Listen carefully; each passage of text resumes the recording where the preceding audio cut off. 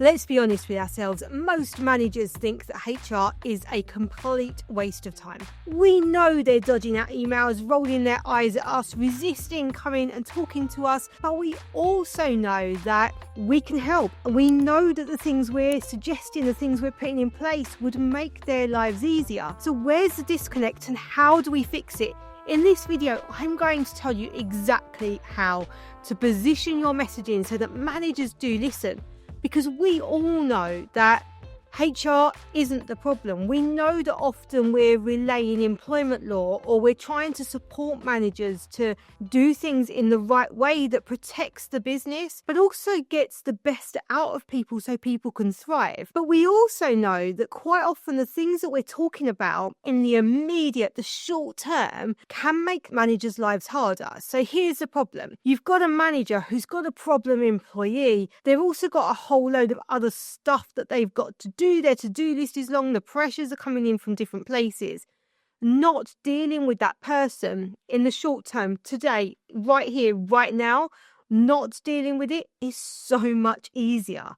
It's so much easier to just deliver an instruction, to feel like you've done something about it because you've told them to fix it. What we're suggesting in HR often is longer term. It's often needs dealing with. We're often saying, you need to talk to this person. This is how we should talk to this person. Now, we know that will fix the problem, but for managers, what we're asking them to do is something extra.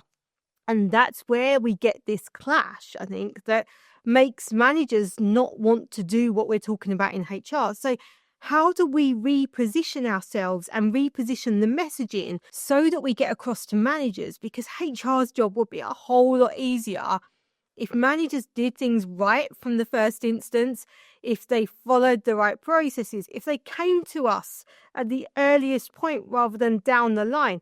We find out someone's pregnant at nearly 9 months and they're about to go off and we've not done any of the processes. We've got a problem. If the manager came to us the minute that employee told them that they were pregnant, we'd be able to support that manager right the way through the process, make sure that everything was in place and keep things running smoothly. So how do we do that? How do we get managers communicating with us? How do we get managers doing things the right way? How do we get our message across? The trick is in our messaging, and this is where we need to learn from marketing. Because what we're trying to do is sell those ideas to managers in the same way that marketing is trying to sell a product, sell an idea, sell a service. That's what we need to be doing in HR. Think about it this way. If we send out an email titled HR Policy Update, how many just hit delete before they even open that email? Whereas if we were to send out an email with how to reduce tricky staff issues in 3 easy steps, that might get a few more clicks on it. And it's why when we're thinking about things like our YouTube titles and thumbnails, we're thinking, what's going to make somebody want to click? What's going to make them want to know? And what makes a difference to them? And thinking about who your audience is. Managers don't care about policy updates. Employees don't care about policy updates. They care about the impact on them. So we need to sell that impact in order to get people to read it and be party to it. And if we can't sell it, so if we've got a policy update and we can't sell to our managers why this is going to benefit them, how it's going to make their lives better, we need to be questioning why we've put that policy update in place in the first place, because it probably means something's going wrong. Now, occasionally, orders from high above, the business need means we have to put something in place that isn't going to land well, it isn't going to land nicely. And these are all the bad days in HR that none of us particularly like. And so sometimes there's a different way needed to get the messaging across. But largely, what we're doing is putting in place things that help people. So if we're putting a new process in place, a new form is coming out, we're asking people to do things in a different way. If we can't sell to people why this is going to benefit them, if we can't write a headline which means we're going to solve your problem with this change, we need to go back and think about why are we doing this? And once we've done that, once we know what we're doing, we can then get those messages out in the best way. Now, this is where things like AI can be really helpful too, because most of us in HR don't come into HR from like a marketing background, perhaps creativity and thinking up sort of funky headlines that are going to attract attention aren't our thing.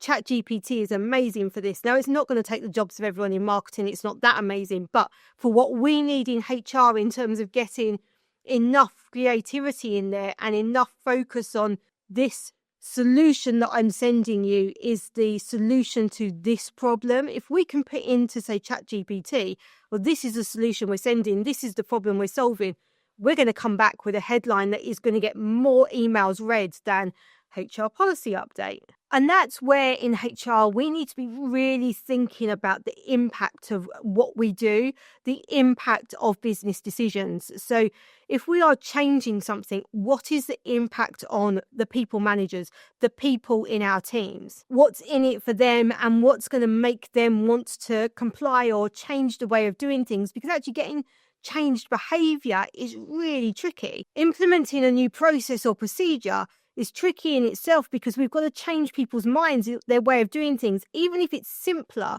we've still got to get over that transition hurdle, that change into the new way of doing it before we get there, which is why we've got to really sell what's in it for you. And this is where we need to make sure that our policies are not overly complex. They're not holding people back. We so often see where policies stop managers from making decisions, stop managers from managing in the way that they need to. If the policy is doing that, if it's causing problems to your managers, and listen to feedback, so important that we listen to feedback from managers about what this impact has on the ground operationally every day.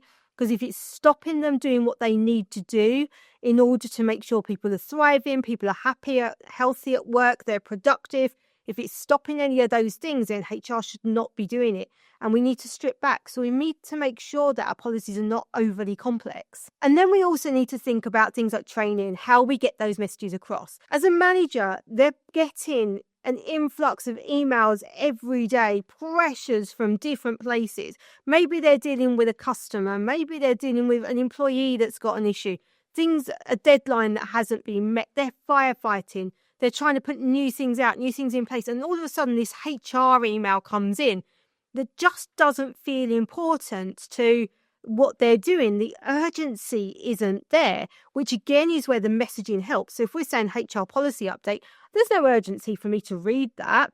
It's like, okay, I'll need to know that. I'll need it at some point. I'll leave that in my inbox until the time comes.